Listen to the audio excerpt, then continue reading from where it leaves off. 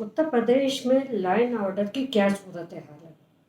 उत्तर प्रदेश में law and order की सूरत हाल जो ब्लॉक्स के इलेक्शंस हो रहे हैं पंचायत के और उसकी वजह से बहुत ख़राब हो गई हैगी। और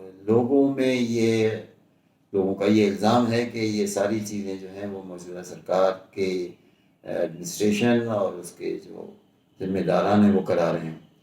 कई ज़िलों से ख़बरें आ रही हैं कि वहाँ जो उम्मीदवार हैं उनको नामजदगी के पर्चे दाखिल करने नहीं दिए गए।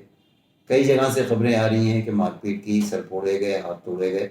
कई जगह से ख़बरें आ रही हैं कि ख़वातीन को जो अपना नॉमिनेशन करने जा रही थीं उनको घसीटा, उनको पीटा और उनको ज़द-ओ-कोब किया गया। बहरहाल इस सिलसिले में कुछ योगी सरकार ने कुछ मुस्बत कदम भी उठाए हैं और जहाँ जो लखीमपुर का मामला था उसमें उन्होंने कई पुलिस अफसरान को वो किया है, सस्पेंड भी किया हैगा और एक इंक्वायरी बैठा दी है।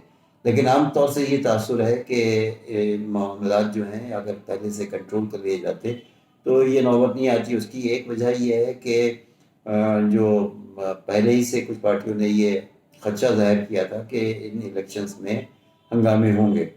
तो इस सिलसिले में या तो लोकल इंटेलिजेंस यूनिट यानी LIU की रिपोर्ट्स के ऊपर अमल नहीं किया गया या उन्हीं ने रिपोर्ट्स नहीं दी, तो ये ख़तरा एकदम से पनप गया और इससे लोगों में दुश्वारी ये देखने में आई कि लोगों का सरकार पर से वो ये न उसका एतबार कम होता जा रहा है।